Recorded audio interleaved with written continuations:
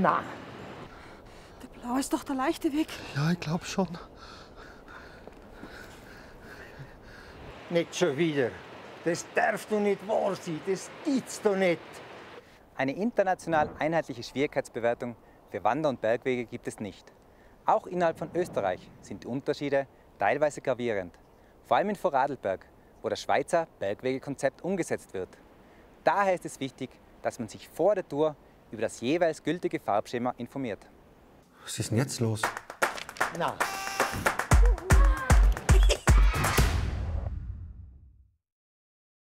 Mit den Begriffen Wanderweg oder Talweg werden jene Wege bezeichnet, die nur geringe Anforderungen an die Trittsicherheit stellen.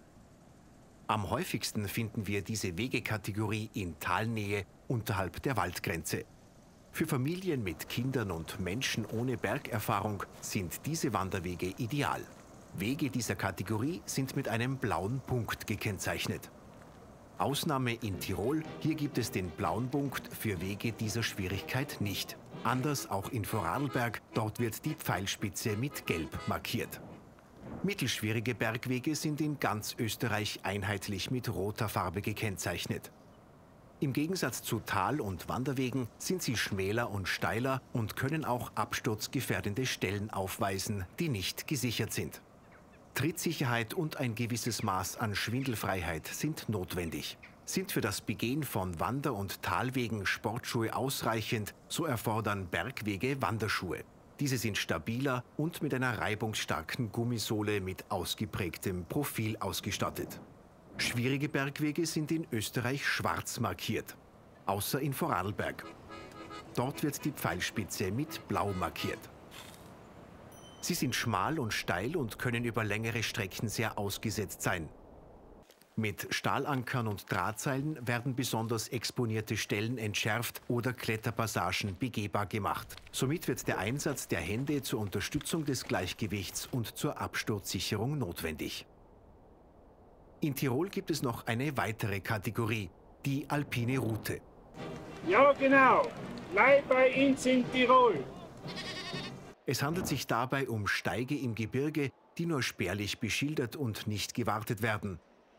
Pfade, die meist wild entstanden sind und für die keine Organisation zuständig oder verantwortlich ist. Alpine Routen können auch über Gletscher führen. Seilsicherungen sind in der Regel nicht vorhanden. Der Einsatz der Hände ist oft erforderlich, auch Kletterstellen im 1. bis 2. Schwierigkeitsgrad sind möglich. Wo gehen wir jetzt? Ja, heute gehen wir einen schweren Weg. Okay. Ja, genau. Und blauer. Aha. Schwarzen. Blau. Ah, das ist der Schwarz. Okay, komm. Das ist böse als anders. Wegekategorien bieten eine grobe Information über die möglichen Schwierigkeiten, die Ausgesetztheit und die potenzielle Absturzgefahr. Es ist aber immer die schwierigste Einzelpassage eines Wegeabschnitts, die über Rot oder Schwarz entscheidet. Die Definition und Merkmale der Wegekategorien zu kennen, ist gut. Besser ist die eigene Erfahrung, indem man sich Schritt für Schritt vom leichten ins schwierige Gelände steigert und so seinen Wohlfühlbereich kennenlernt.